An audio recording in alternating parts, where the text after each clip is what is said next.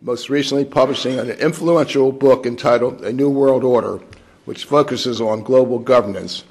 She also recently convened and co-chaired the Princeton Project on National Security, an extensive research effort aimed at developing a bipartisan national security strategy for the United States. Anne Marie Slaughter serves on the boards of several organizations, including the Council on Foreign Relations and the New American Foundation. She was educated at Harvard, Oxford, and Princeton, where she attended the Wilson School. It is now my great pleasure to welcome Dean Slaughter.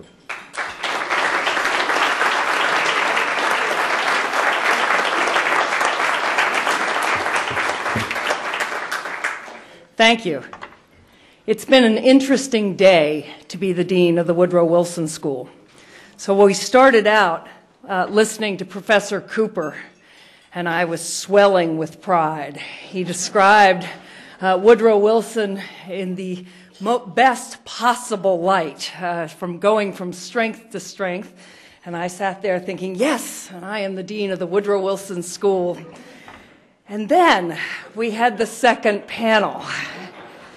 And first, through Professor Gersel and his, I think, quite wonderful paper on race, and I squirmed a bit. And then Professor Stone. Now, Professor Stone is my original dean. He was my dean when I taught at the University of Chicago Law School. He is my dean. He's my mentor. He's my friend.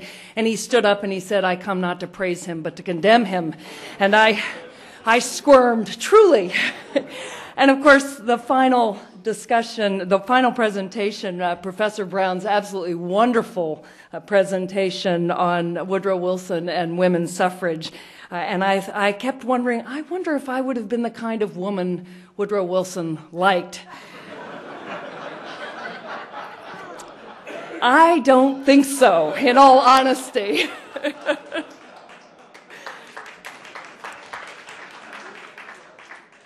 However, I will also say that as she recounted, Woodrow Wilson did not think women could balance civic activity and family life. I will say it certainly can be done. It is a challenge. I will be leaving at 2 o'clock to get home for dinner with my children. I will excuse myself to the wonderful papers this afternoon, but I will read them all. But to that extent, I suppose he had a point. My title is Making the World Safe for Democracy. But actually, that's not the right title. The title should be, and my address will be, Making Democracy Safe for the World. If Woodrow Wilson were to give a major foreign policy address today, I wager, and there are plenty of people here who will tell me whether I'm right or not, but I wager he would say, democracy must be made safe for the world. He would look out at the world and he would say, as he did say, democracy must be defended where it exists and extended where possible. We heard Professor Cooper on that this morning. He, as a political scientist, would look out at the political science, at the new subdiscipline of international relations, which did not exist when he was a political scientist, but he would look out at the international relations literature supporting the democratic peace, proving, to the extent that we can prove propositions in political science, that mature liberal democracies do not go to war with one another. But he would also look at the political science that says democratizing countries, new democracies, democracies in transition, are more likely to go to war not only with each other, but also with other countries, whether democratic or not. He would understand, as that literature shows, that new democracies are often the most vulnerable to the forces of nationalism, of religious fanaticism, of demagoguery, of extremism of all kinds. It is often the people who have been most repressed who, when suddenly the lid of the old government is taken off, boil over in many ways that can often be not at all conducive to the kind of stable form of government form of government that guarantees liberty that we in the United States and in other mature liberal democracies associate with democracy. So I think he would say that as a long-term policy, the United States should indeed promote liberal democracy, should promote a vision and try to make it a reality of a world of stable liberal democracies, that the United States will be safer and stronger in such a world, that promoting such a world is not only a matter of our ideals, but a matter of our interests as a nation. However, I think he would say in the short term and the short and medium term, our focus must be on how to make the process of democratization safe for the world. Now here I'm going to depart from what I think Woodrow Wilson would have said, not that I don't think he would endorse what I'm about to say, but in the company of such a distinguished group of Woodrow Wilson scholars, I am not about to make any more claims for what Woodrow Wilson would or would not have said. But I will offer my own prescriptions for how we can work to make democratization safe for the world and draw in Woodrow Wilson's own accomplishments and rhetoric where possible, and then we can have a debate as to whether Woodrow Wilson would have agreed with the general proposition. The basic proposition is that to make democratization safe for the world, or to make promoting democracy safe for the world, we should not be promoting democracy itself, at least not by name. We should be promoting liberty under law. Our democracy, as many of the distinguished historians here well know, is an instrument to achieve liberty under law. We have the institutions and the culture and the good fortune to have a system of full democracy that is consistent with and indeed preserves and extends and maintains liberty under law. But as we look out at the countries around the world, we have to focus on the ends, on liberty under law, more than on the means of achieving liberty under law through democratic elections. One way to think about this is that we as Americans may well think that democracy is the worst possible system for achieving liberty under law, except, in Churchill's phrase, for all the others.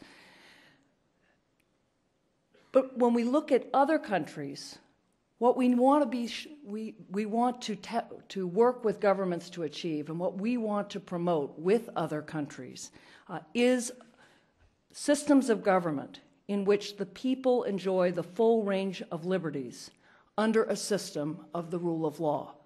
Let me tell you a little bit more about what that would mean in practice, and we would start with a definition of liberty. Well, here I would put together Woodrow Wilson with Franklin Roosevelt and talk about liberty in terms of the four freedoms: freedom of expression, freedom of worship, freedom from want, and freedom from fear. If that is our conception of liberty, and I would actually add two more freedoms: the freedom to participate fully in the collective self-government, exactly what we heard this morning, a sense of full liberty as participants in civic society, and also freedom to flourish as individuals in any way that we choose. So if that's our definition of liberty, the traditional civil and political liberties, but also freedom from want, freedom from fear, freedom to flourish as individuals, and freedom to participate fully in our collective projects, then we'd have a very different focus when we looked at countries and thought, how do we help them achieve liberty under law? We would focus much more on social and economic policy. And indeed, we heard this morning quite wonderfully the quote, and I will not be able to give it to you exactly, of Woodrow Wilson's progressivism, where he said, we are going to reconstruct the economic machinery of our society as the first step toward reconstructing our politics. He would recognize that starting with economic policy is the best way, of course, to guarantee freedom from want, but also freedom to flourish in individual projects for individuals, for their families, for the very basics of our lives as citizens. That would mean, more specifically, starting by fighting corruption, by fighting kleptocracy, but also by fighting the massive inequalities in many societies that mean even where the resources available to the government are not being stolen or otherwise pilfered, the resources available go only to a very, very small segment of the society. We would be developing policies with other nations that were aimed at making sure that the maximum number of people in every society shared as fully as possible in that society's resources. Second, we would be working for education, health, and women's rights. We know, as a matter of political science, and I like to think that Woodrow Wilson would have been easily convinced on this score, that focusing on women's rights, on educating women, on ensuring women's health, reproductive and otherwise, is the key to educating society more broadly and is very strongly correlated with economic development. So we would focus on women's rights around the world, again, not as a matter of ideology, although and ideals. We also believe in women's rights in those ways, but as a key to economic development and working on the political institutions that would then help that economic development benefit the entire society. So that would be our conception of liberty, and that's how we would work to achieve that liberty, starting in the spirit of Wilsonian progressivism on the economic side, and then assuming that working on the economic side would help reform political institutions, but in a relatively gradual process. Second, I want to define law. Now, as a law professor, this could take a long time. There are many definitions, but for these purposes, working for a world of liberty under law, working for societies of liberty under law. Well, the first thing we mean by law is order. We forget this, but when you go back to our founders, many of you will know, you do not find them talking about democracy. Indeed, of course, Madison sees democracy as something that can never work in the United States because he's thinking about direct Athenian democracy. He talks about a republic.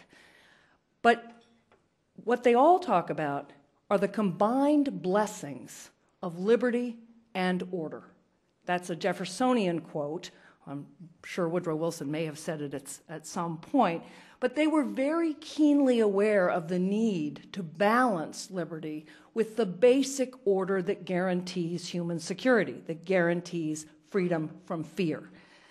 And indeed, they saw our Constitution as a means to establishing ordered liberty. Now that is actually Justice Benjamin Cardozo's phrase in Palco v. Connecticut, where he says our Constitution is a scheme of ordered liberty.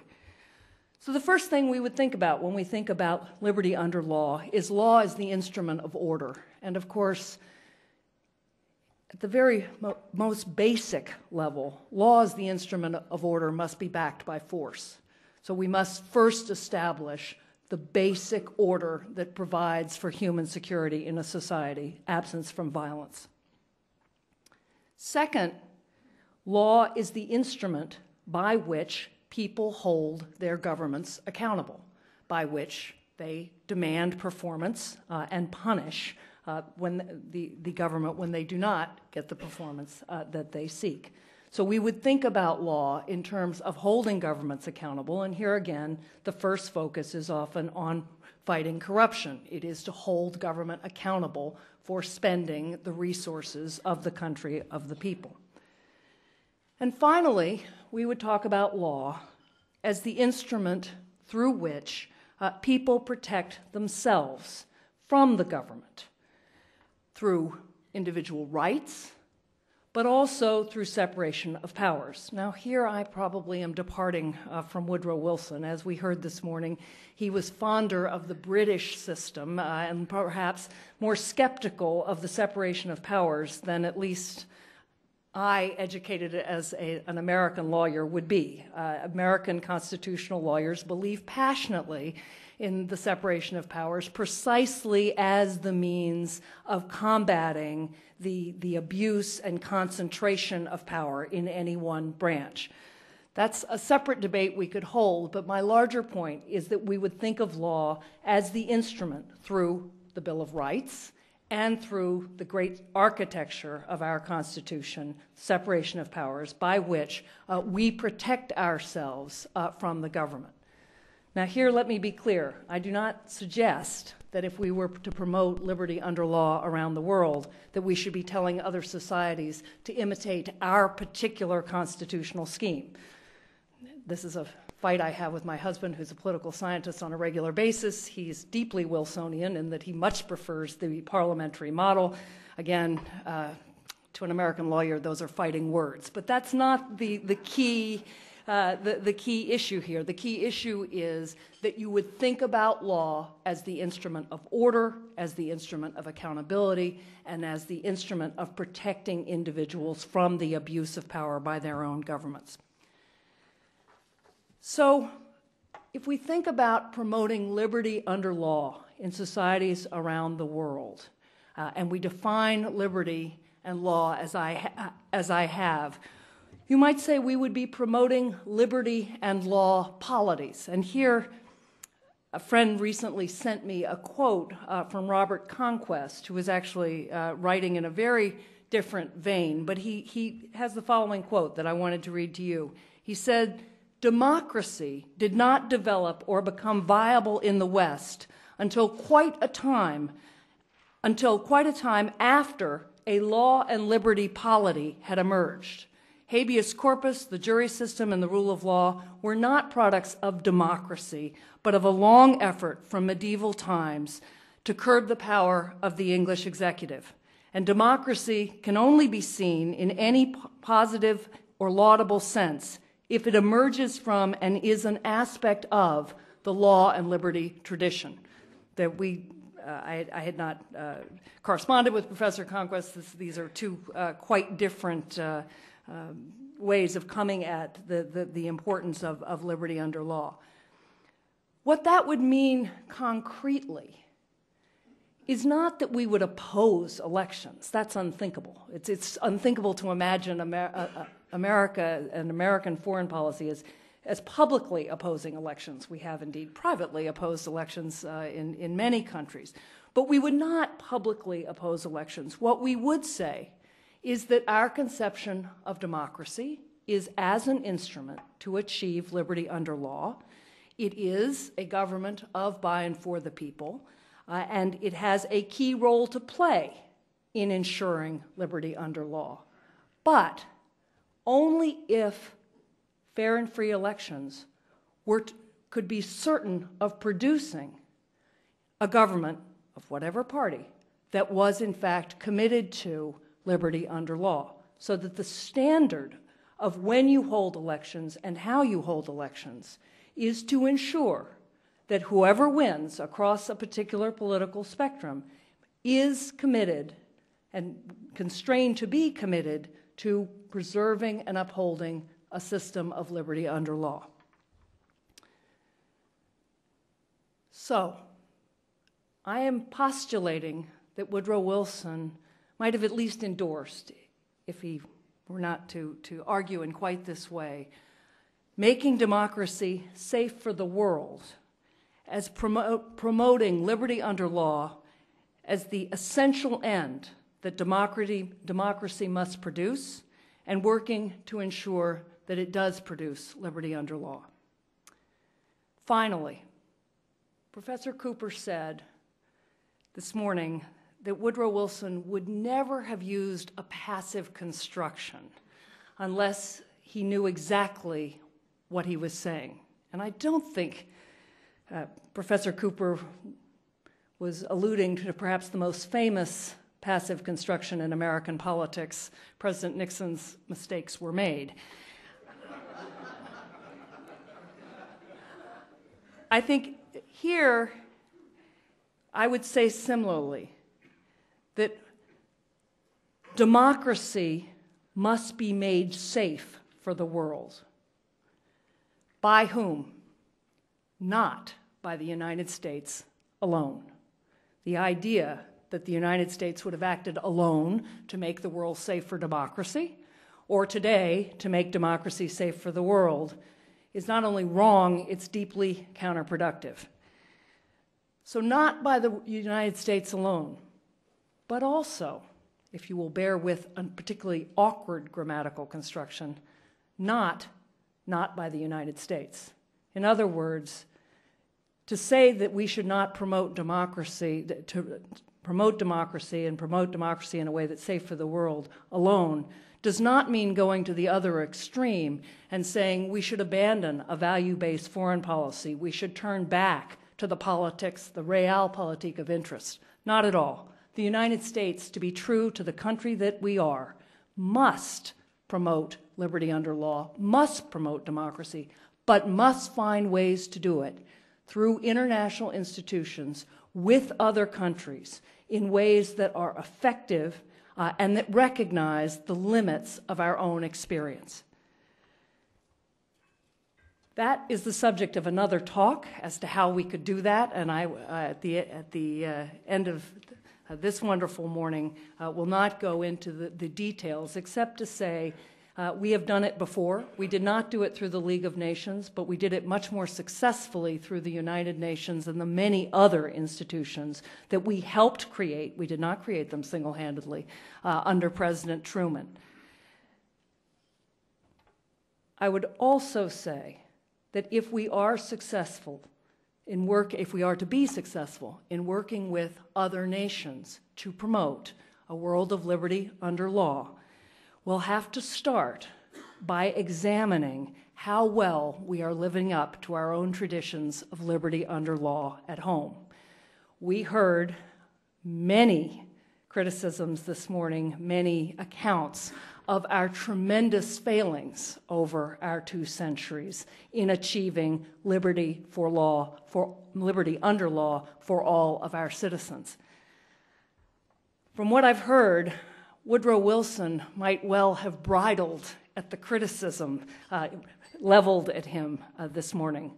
But I like to think, perhaps I have to think, as Dean of the Woodrow Wilson School, that on reflection, he would at least have appreciated the importance of those criticisms and that honesty in strengthening and renewing American democracy in a way that makes us safe for the world. Thank you.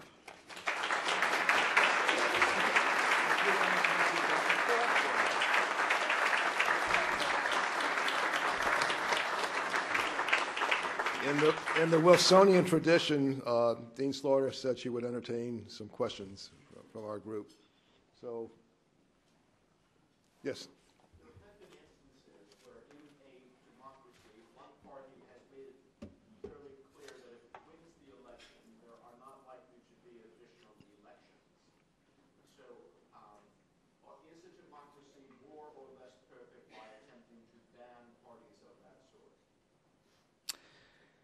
Well, ban, as I said, Jeff Stone in the audience, I'm not going to talk about banning parties.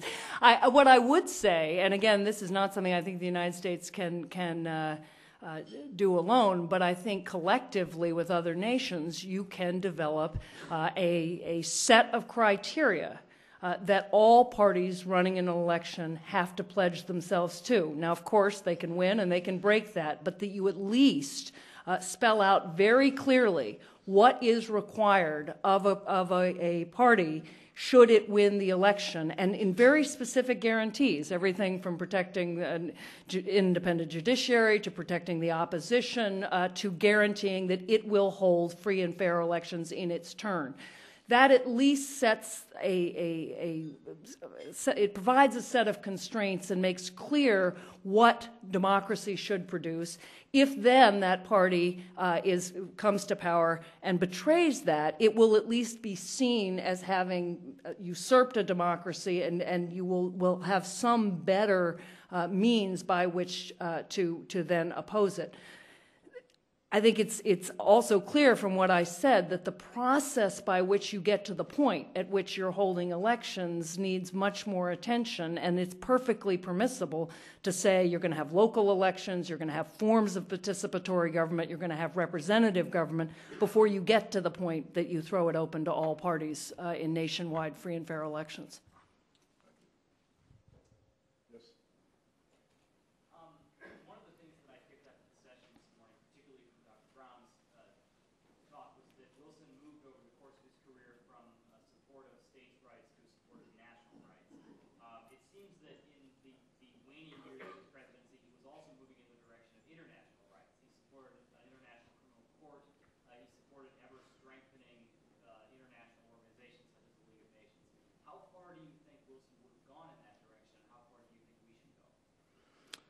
Meaning to global rights or global government? Okay. So partly you're going to hear some wonderful presentations this afternoon, which I'm looking forward to reading the papers. I'm not sure I can speak for Wilson here. I would say global rights, absolutely, and that we have a global Declaration of Human Rights, and it was a declaration created by people from many different civilizations, so that the idea that these are just Western rights is not true. Global government, I would be opposed to, and I like to think that as Woodrow Wilson's study of political science would certainly have made him realize the profound limitations of global institutions. They are necessary, they are very important, but fundamentally the idea of concentrating power, coercive power at that level is one that would be very difficult to check and very dangerous. So I would, from my point, I would much prefer a world of strong nation states and strong national governments of the type that I described, working together through institutions to solve some problems that can only be solved through those institutions, but in other ways still very much working at the national level. Let's take one more question. Don? Thank you. Yeah.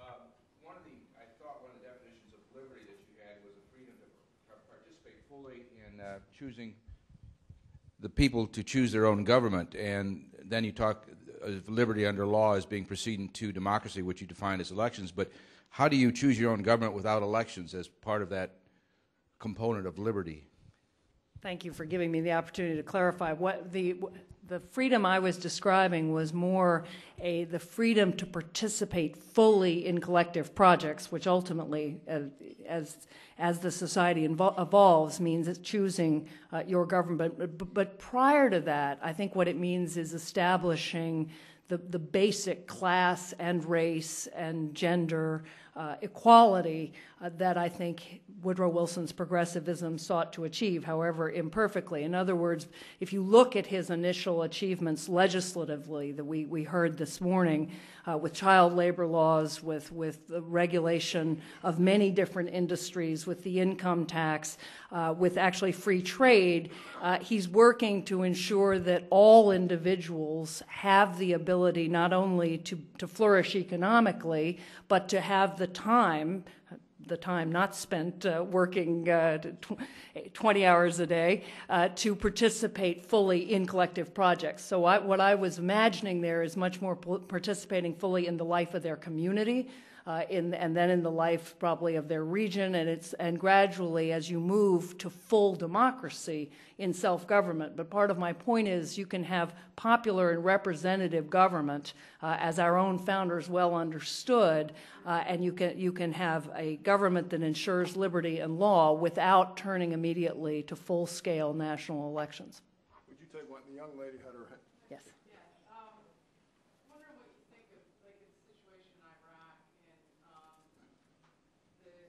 a religious tradition like Islam that does not welcome equal rights for women. How do you adjust according to, you know, I don't see how that could be successful in that type of culture. Well, I was very struck by what we heard this morning about Woodrow Wilson's views on religion and politics, and he obviously was a deeply religious person and came from a deeply religious background, but did not think that it should be mixed in politics. My response would be to challenge the assumption that Islam is opposed to women's rights. There are brands of Islam that we are seeing very powerfully today, but I would not want others around the world to look at some of the things happening in American society today and assuming that that was what Western democracy meant.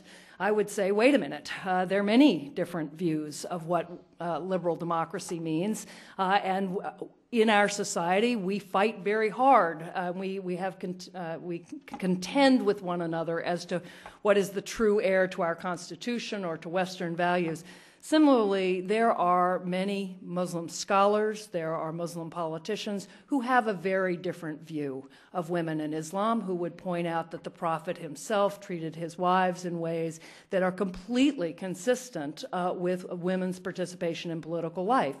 And even in Iran, Khomeini's wife was a professor. Now, to American women, you look at her and you would have said, wait a minute, all these women are completely covered and this is not a world I want to live in. But I don't think we should assume that we cannot have Islam being compatible with women's rights any more than any other country. Thank you. Thank you so much.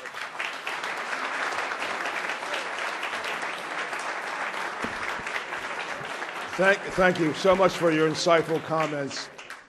We are going to adjourn. Enjoy your sessions this afternoon. Thank you for coming.